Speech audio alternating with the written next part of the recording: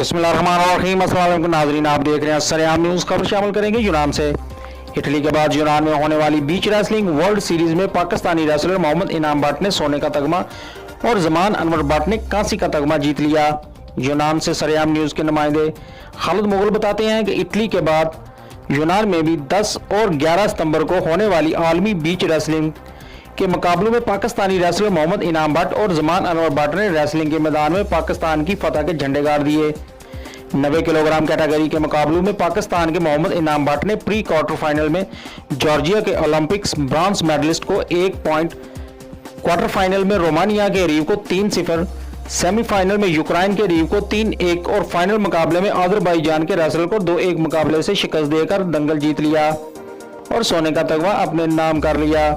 जबकि जमान अनवर भट्ट ने भी 90 प्लस कैटेगरी में तीसरी पोजीशन के लिए यूक्रेन के रीव को 2-0 से हराकर कांसी का तगमा जीत लिया। अल्हम्दुलिल्लाह, अल्लाह ताला के फजलो करम के साथ सीरीज में होने वाली वर्ल्ड बीच रेसलिंग सीरीज में हमने एक गोल्ड और एक ब्रॉन्ज मेडल जीता है।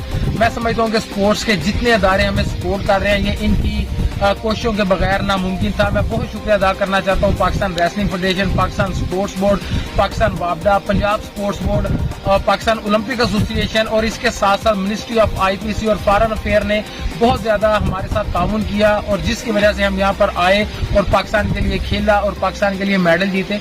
मैं बहुत इंशाल्लाह कोशिश करूंगा कि आने वाले वक्तों में भी हम इसी तरह मेडल जीते और पाकिस्तान का नाम